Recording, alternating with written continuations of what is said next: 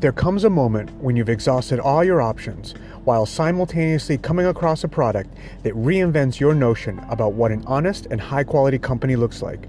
The Healing Rose was the catalyst to that very moment for me. The Healing Rose Company is a female-owned Massachusetts CBD company based out of Newburyport that prides themselves in using only the best USDA-certified organically sourced ingredients for their vast line of therapeutic products. Their line stretches from lip balms, tinctures, skin balms, roll-on oils, and bath products.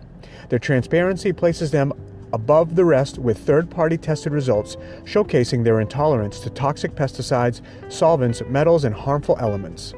They provide full-spectrum CBD in many of their products, excluding their tinctures, which carry a broad spectrum profile, ideal for not having to worry about any low-level THC, which is common for many CBD products. That one's my favorite, and it's good on the palate. Full spectrum means that they extract from the hemp plant an array of different therapeutic cannabinoids along with CBD and their profile terpenes. The combination results in a greater outcome of healing and relaxation for any individual's needs. Whether you are an athlete looking for any recovery advantage, a patient in need of some relief to remind yourself that you are still a warrior, or someone who sees the frontiers of life with a little reserve and want to calm the mental storms that keep you from personally exploring, the Healing Rose CBD Company is here for your full body and mind optimization. Please visit thehealingroseco.com to explore their diverse line of products and support one of New England's best rising stars in an industry where ethics are fundamental, and a company like this will only be found sitting at the throne of it all. Use the code SAGAS, S-A-G-A-S, for 10% off your purchase. Again, visit thehealingroseco.com and use the promo code SAGAS at checkout for 10% off your purchase.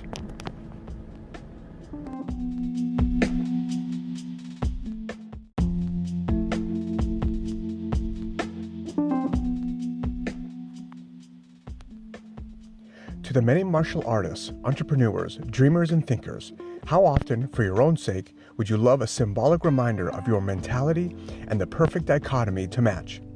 Murder Nerd is an independent clothing apparel line that represents the sharp, relentless focus towards personal growth and athletics. It embodies the vitality of their creative owners and the network of people who run on the same frequency. Why not elevate your frequency in comfort and style? Visit www.murdernerdsfitness.com for their personal line of shirt and hat wear. Enter the promo code SAGAS, S-A-G-A-S, for 10% off your purchase. Again, visit murdernerdfitness.com and enter the promo code SAGAS for 10% off your purchase.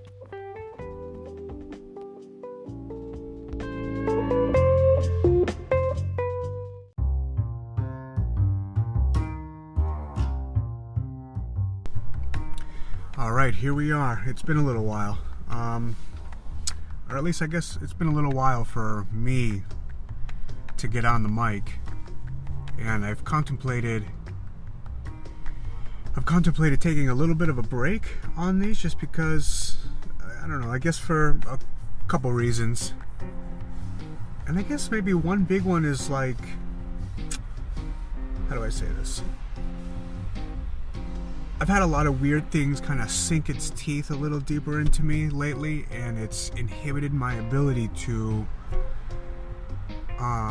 really get on here and understand what it is that's even happening to myself, you know, to kind of put a thumb on it. And maybe this podcast will, I think it's the beginning of some ideas and thoughts that have maybe been bombarding me lately, but also it'll also be the beginning to the process of corralling all these things and, like I said, just kind of putting not a handle, but like a sense of knowing onto these things, because they're getting stronger, they're getting weirder, and it's like anything else where you don't notice them until it's piled on and made a real effect on your either daily objectives, daily thinking, and you can just, the frequency is higher. And then you notice it and you're like, what the fuck is going on? What is this? I've fallen into another trap. I've gotten out of a groove that I've built for myself. It's not good. So, and I guess just to put it out there, we are on, I'm in my car, just because of convenience. I wanted to do them, but just availability, and now we're here doing an infusion, so I thought I would just kind of get on the mic and it would make sense to make it happen. So you might hear a little bit of traffic or whatever the fuck is going on around me. Everybody shopping and all that shit. So,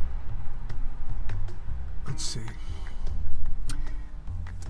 This is going to be a little weird, and this is just kind of my own pathway, and I'm still trying to understand this. But what would you say? An idea came to me in a real visceral way that kind of turned on a light bulb to make me think of, what would you call it? Motivation, I guess, right? And then there was a lot of things building up to this visceral moment that I had that maybe contemplated even more. And it's really this relationship between shame and motivation. And I know that like shame is something that no one should really carry with them. And it's also something to understand, work through, because to not work through it, it obviously can spiral into a lot of really self-hating habits, right? But I guess really the beginning of all of this, it was had a lot to just do with motivation. Like, what drives me to do something? And then what drives other people to do things? And then where does that drive go when it calms down? Why does it calm down? And you know, I ponder if it's a few things, like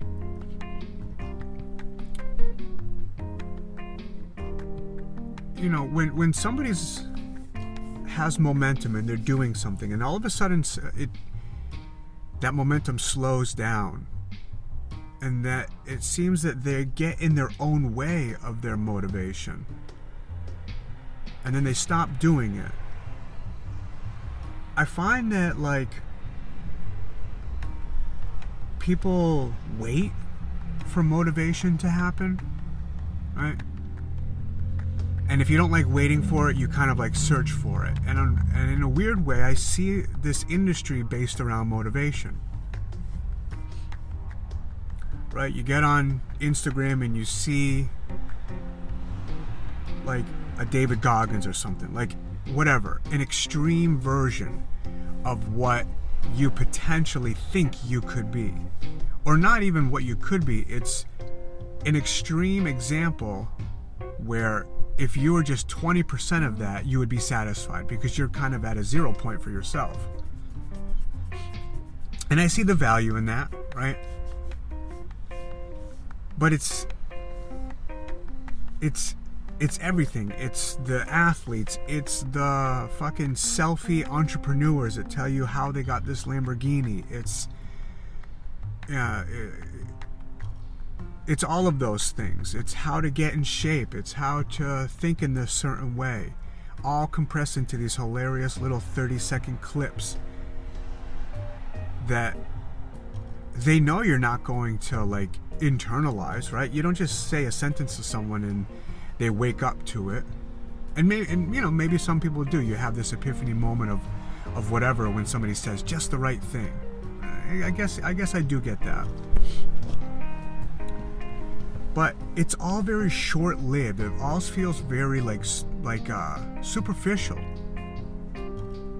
These avenues of motivation that we get. And I think I'm just basing this around like a lot of social media, because everybody's connected in that way.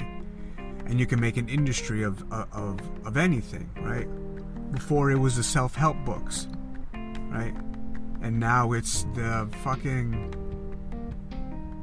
little meme or quote that you put up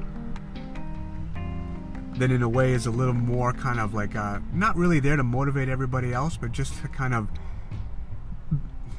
it comes off a little self-indulgent, right?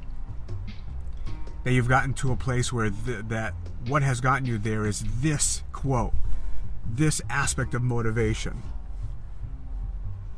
And all while you're doing it probably from your couch, not actually doing the thing you're doing, you know?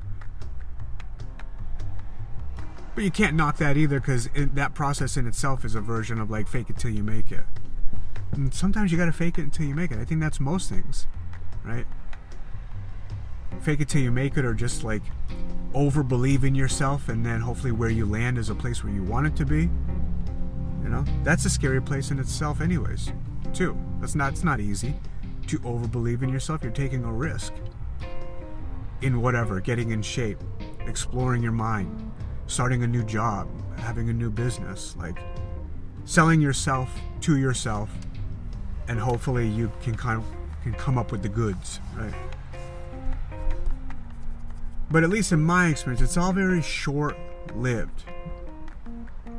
And to kind of wait for motivation, to think it's this thing that's going to come to you with you not making any advancements in trying to catch it with whatever net you have. I don't know what that is. I wonder if that's a lack of a deep understanding that you are the captain of this entire vessel to be able to make things happen, right? The motivational little things are kind of little sprinkles onto it, but the conversation you have with yourself is the thing that moves you, is the thing that eventually rolls that boulder and creates that action that turns into something. And I've heard it multiple times where I'm just gonna wait for something to click. And I don't know what that waiting looks like. What does that waiting look like? Hoping that like the universe throws you a moment where all of a sudden you're something you're not?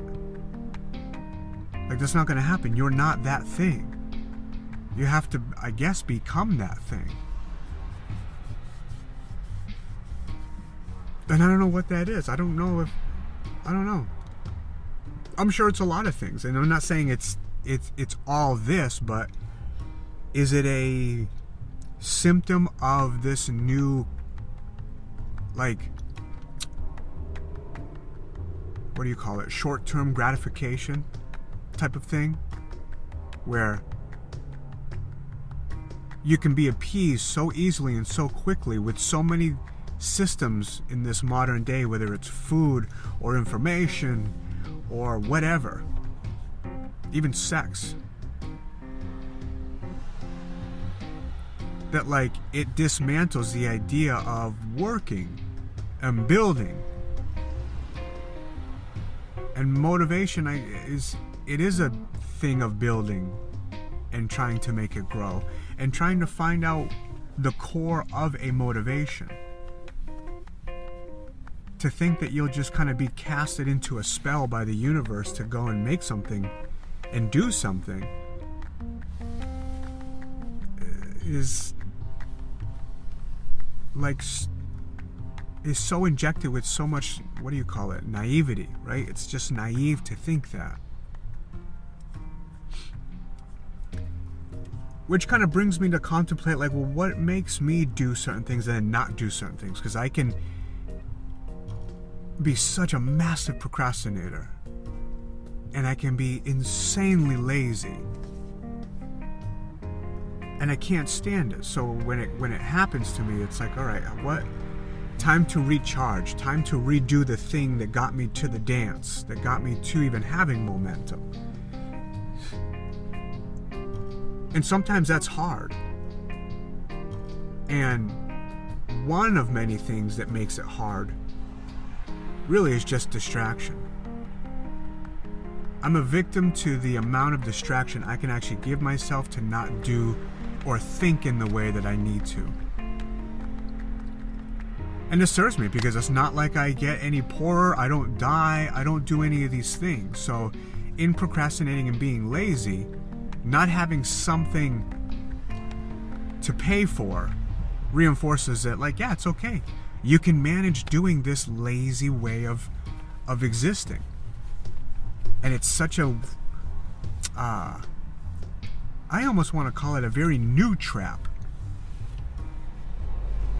of the mind or of living. And it's new because, I mean, all these distractions are new. This is new. Even the thing that you are listening to that I'm making is a new distraction, right? You could be doing your own thing.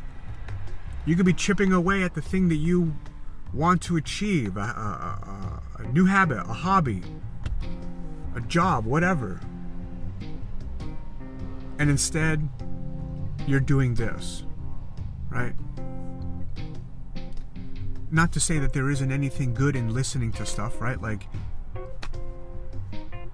I guess I'm trying to talk about it just like insanely objectively. It is a distraction, but if you can extract something from it, then it served like a good purpose. I've changed my life just by throwing myself into the internet and trying to find positive things. And then you build off of that, and it's all this integration, and that's a process in itself. But anyways, it's easy to. I fall victim to that. So I'm trying to think of other parts of my life where I guess I've built a habit, and the momentum is there, and whether it slows down a bit, it's never stopped.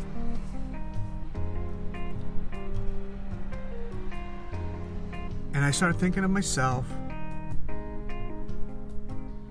and then all of a sudden, one of these days, I have this moment. And I was trying to describe something to someone, and I was on my way to jiu-jitsu.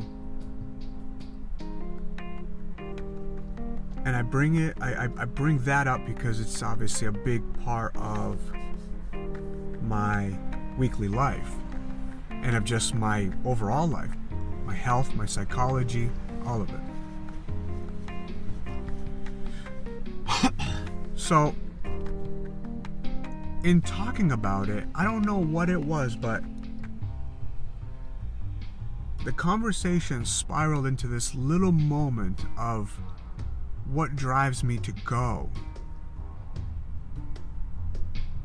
And I became emotional. And it hit me that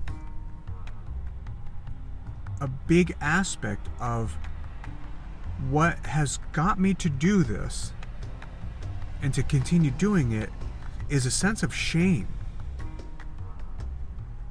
And I know there's a lot of different versions of shame, right? Shame is this thing where you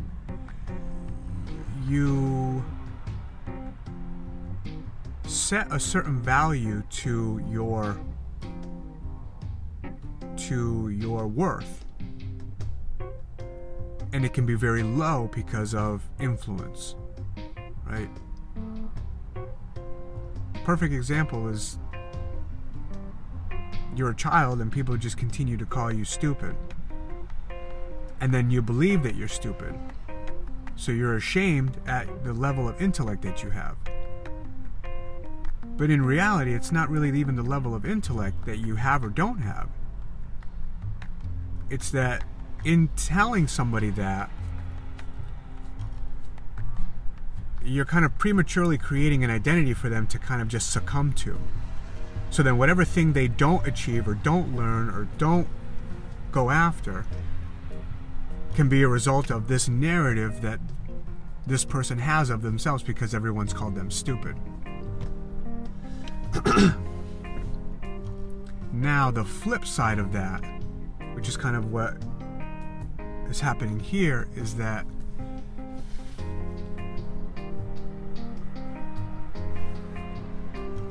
and you know what? It's like, I think I felt this, but all of a sudden it's like now kind of obvious to me.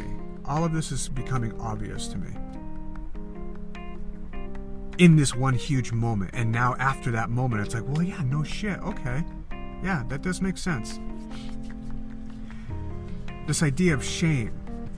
And as I've talked about before, it's like growing up, a lot of different things happened in my life, my household, right? And when you're young and you have an adult kind of have conflict with you, and you get to these points where you're 8, 9 years old, and it bubbles over to the point where you feel like something physical is about to happen. So you react. You react kind of like an animal. And I'd get to a point where I would scream. And obviously you're a child, so you're also emotional over it all. And you're putting it out there to the adult that's being toxic to you and saying, yes, I hate you, let's do this. I'm ready, I don't care. All knowing that you're still a child and there's nothing you can do. And that this person could beat you to death. And I think having that type of episode reoccur where you're just driving on emotion,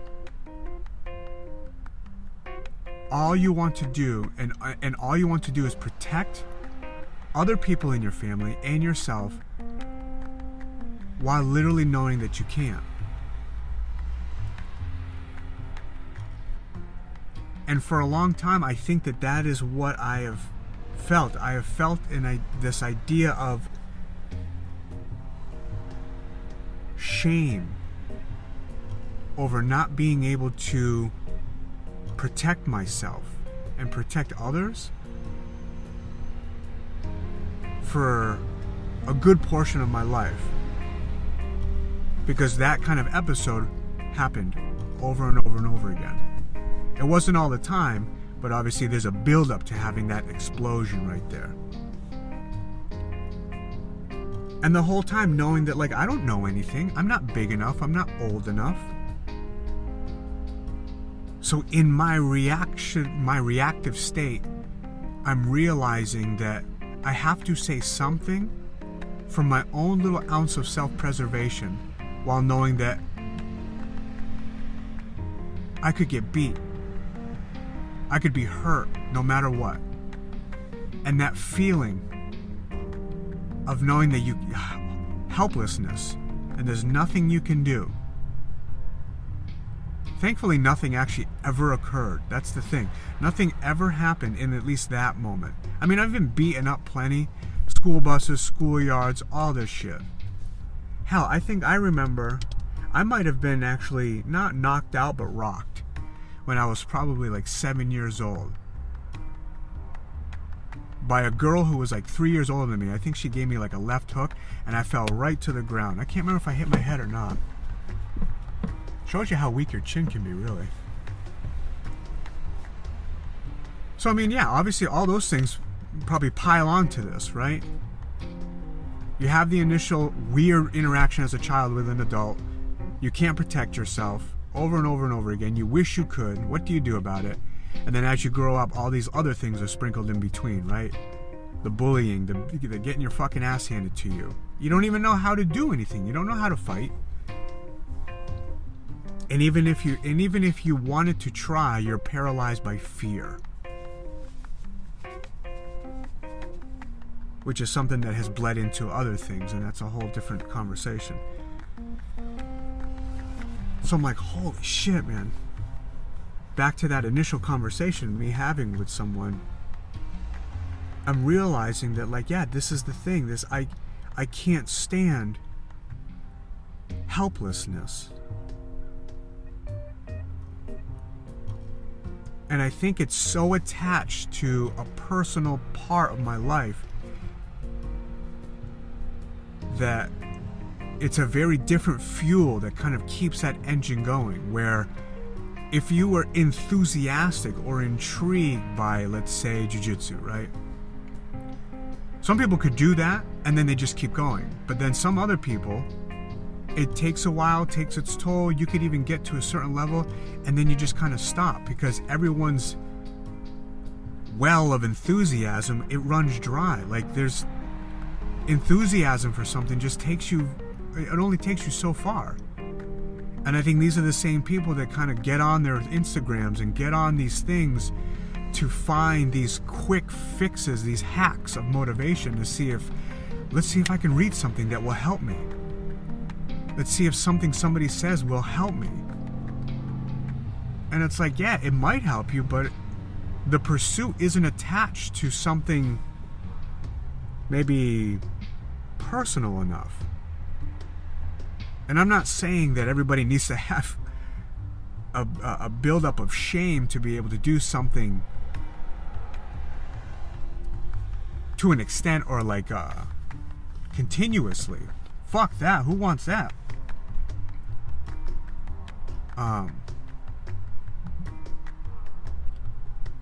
Oops, sorry. But it's like, you know, that is my own story with that part of it. And there's a transitioning stage to that because you don't always want to have the shame be the driver, because then the shame will always tell you that you're like something's deficient in you, right? But it's still it still can be a utility, right? Guilt and shame, guilt can kind of get you to like apologize and like do things to appease others. But there's even some literature that says that shame is what can actually make you change something. Change a way of functioning, change a behavior, change a way of thinking. Guilt sometimes just isn't enough. You can just appease everyone around you with guilt. Shame, I think, is a much more powerful thing for you to actually put yourself in a corner where you're trapped into a place to just say, that's it. I don't have another option other than to do another thing, think another thing. But that transitioning, if it's like if I use shame for this, that transitioning into, oh, I do this because of an old feeling of helplessness that I can't stand, that I was shameful of as a child. Transitioning that into, well, I'm now self-motivated. I've now created a good habit. Now it's just a habit that I have. And that it now serves a new utility other than appeasing this more hurtful emotion that I've had. And it like kind of carried me into this place of just now trying to assign greater meaning to things, right? I don't want every pursuit, everything that I do to just be for me, right? Then everything just becomes more of a egocentric thing, like I'm self-improving for me.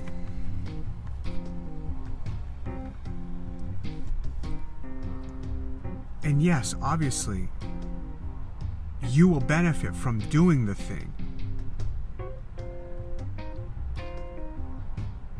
But attaching the pursuit and not attaching the pursuit to something greater than yourself, I think, is a thing that has helped me, or is helping me, kind of brush off the aspect of shame from myself in the thing that motivates it, because I need to find a way to do other things as well, and I can't have shame be the thing that gets me to do it, right? Hell, even that example before of calling someone stupid, the other side of that coin in that situation is that the overcompensation. I couldn't stand having people call me stupid when I was younger. So what do? Some people would drive themselves into understanding everything, into trying to be more of an academic, more of an intellectual, more of somebody who has real, tangible knowledge about something, right? And even if that's not managed well, the overcompensation would just also inflate your ego. So that's a dirty dance you have to play too, you know? But it can lead to good things. You know, I see that in myself. The idea of not doing well in school has bothered me to the point where it's like, well, no, I need to tap into my own curiosity. I want to be curious. So then I just trained myself to be curious, to ask more questions, and to just want to know things, and to read more and to know more as a result of just not wanting to know shit and not reading anything, and feeling that my identity was trapped into this kind of incapable character. And that hurts. Nobody wants to feel incapable. Nobody wants to feel dumb or stupid or anything like that. So I myself have dealt with that, you know, and you just kind of, there's a point where you can turn it around. Sometimes it doesn't turn around. And then you become that character and you become this what is it called? There's a self-fulfilling prophecy with it. Where if you think that's just what you'll become. That's just what will happen. And I don't know the points that need to occur where the switch happens, but I know at least for me, it can feel like it's a corner. You're trapped in a corner. You just don't have another option to think. So then you do it, and then in doing it, that first little thing that you do feels good. So then now you're just attached to that feeling good. And now you're reading more. Now you're doing more. Now you're attending more classes. Whatever it is. But it's a weird thing to think that, like, shame has kind of brought me to a certain point. And then now hopefully I can use shame to get off of that rug and onto a new rug of motivation where, well, maybe it serves more than just me, right? Yeah, it brings me health, it does all these things, but everything that is an offshoot of what I'm doing serves my daughter, serves my wife, serves my friends, serves my confidence, right? The jiu-jitsu itself now serves a purpose that is embedded into the community that I live in, right? The maintenance of my family, you know? It now serves my daughter. So if it serves my daughter, it's something outside of me. It's something bigger than me. And then you can kind of keep going outwards with that thing. And then it has a much greater meaning than just something for yourself so that you can be healthy. And then gets farther away from the initial thing, which was shame. Because you don't have to have the shame anymore.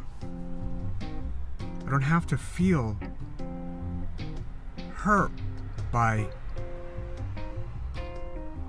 fearing people. So if I don't fear people anymore, now what do I do this for? And there's work to kind of bridge those things. So you come from one onto the other.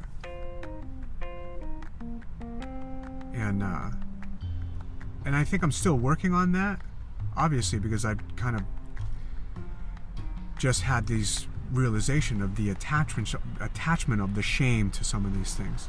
But it's good, and I'm working on it. And I think for me the transition is going to be quick, because I've contemplated, or I've seen the fruits of my labor in the areas that I want to attach my motivation to. The fruits in how I interact with my friends, my family, my professional life, all of that. So if the fruits are there, then now I can attach my motivation to just grow, get more of that fruit. And now I'm not identified to the shame that kind of brought me to the dance. And that's just with jiu-jitsu. I need to find ways to not be lazy with everything else, you know? And I say this and I say this specific thing because it's like, it's not always fun going to jiu-jitsu. You think it would be, right? But it's not. You can be exhausted. You're tired. You might be almost half sick. You don't know if you're sick, or you're just in your head too much that day, or you don't feel good just even emotionally. All those things can weigh you down. So to still go through with this, something has to cut through every one of those things. And when that thing cuts through and you come back and you go, and then you come back and reflect, it's like you have to ask the question, well, what is it that got me to cut through all of that? What is it that says, I don't give a fuck how you're feeling, what's going on? This thing serves a much greater purpose. And what is that purpose? And then what is the meaning to it? Is there meaning to it? And I think if that surfaces and you can kind of uncover that and see it for what it is, it's like I feel like I'll never let it go. It's almost too important. And now you have a relationship with the purpose and the meaning. And it's a very powerful bond, and it keeps you doing things.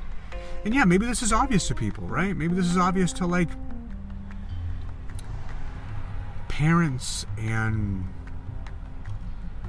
you know, athletes or people in the military, right? It's like the patriotism of the country, having a deep sense of appreciation of just like what is available to you here. And that in itself, plus much more that I don't understand, drives you to kind of walk on the field of battle, right? Thinking you're a badass is not going to get you far when you're on a mission like that. But to attach something to such a dangerous pursuit, it's like, yeah, that must be there. And on different levels.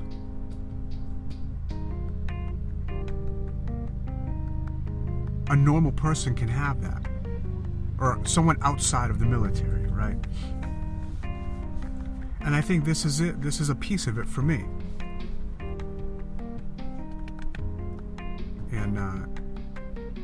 And that's good, because like I said, I have a lot of fear of a million things. I've had even more fear before jiu-jitsu. So to even get into it was just a weird thing for me. It took a lot to get over my anxieties of being physically dominated, you know? And then never mind being physically dominated by, at that time, some people of a certain age group. So that would be very triggering to me, right? It's like men in their 40s or whatever. It used to be very triggering to me. It would just bring me back to that man in their 40s. Either putting their hands on me or threatening to in these episodes. So like even that is a layer that I had to get through, and it was incredibly helpful if you just stay there and it doesn't overwhelm you.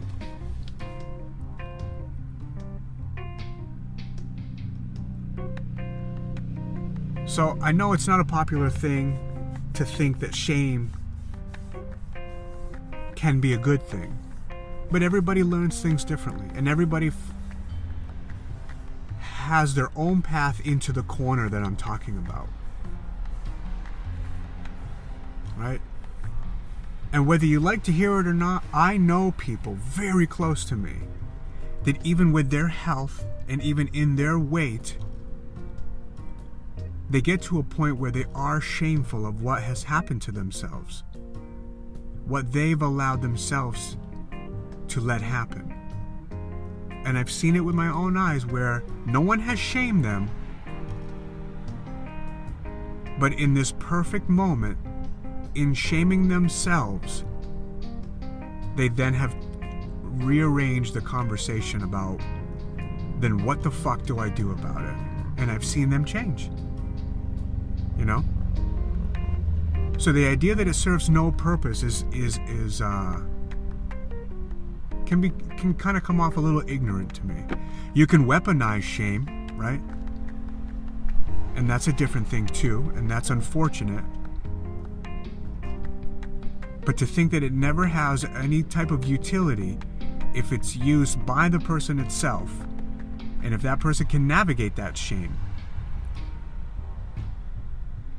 Like I said, it's